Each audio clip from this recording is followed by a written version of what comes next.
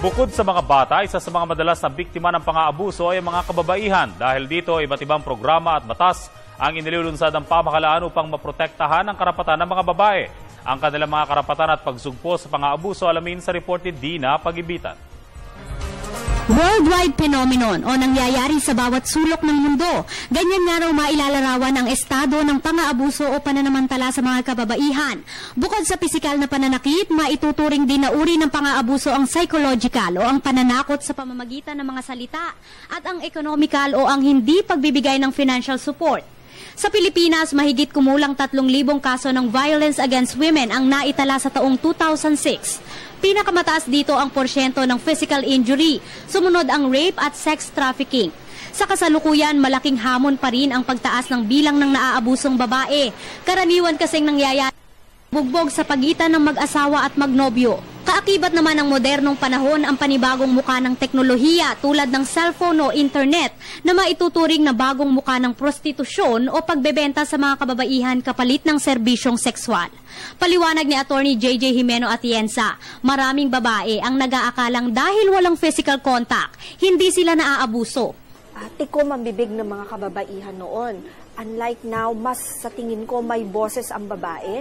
Dahil na rin siguro sa teknolohiya, nalalaman niya at mas may access siya sa kung ano-ano ang kanyang mga karapatan. At syempre, mas vocal na ang mga babae ngayon. At mas nasasabi na nila kung ano talaga ang gusto at ayaw nila. Dahil dito, nababahala naman ang grupong Gabriela sa pabatanan ng pabatang biktima ng mga kababaihang napagsasamantalahan.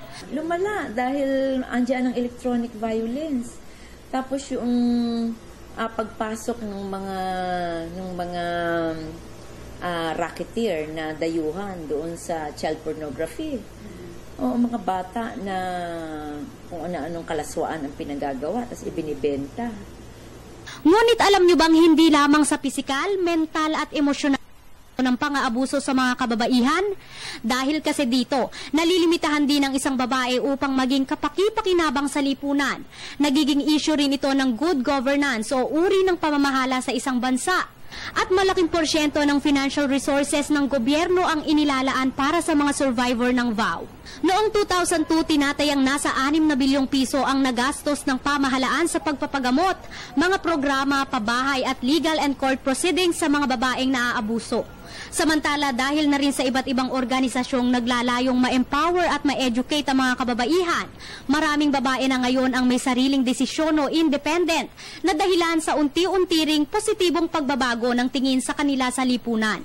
Kaakibat ng mga batas tulad ng anti-sexual harassment, anti-rape law, anti-trafficking, anti-violence against women and their children, the revised penal code. Kailangan pa rin daw ng mas matitibay na mga batas, commitment at implementasyon ng bawat ahensyang kasama rito ayon kay Attorney Atienza. Ito ay malakas na, pati RH bill, isama na rin natin dito.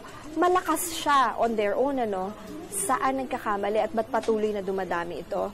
Kulang tayo sa pag-implement. Will din ng tao. Para sa Telebisyon ng Bayan, ako si Dina Pagibitan.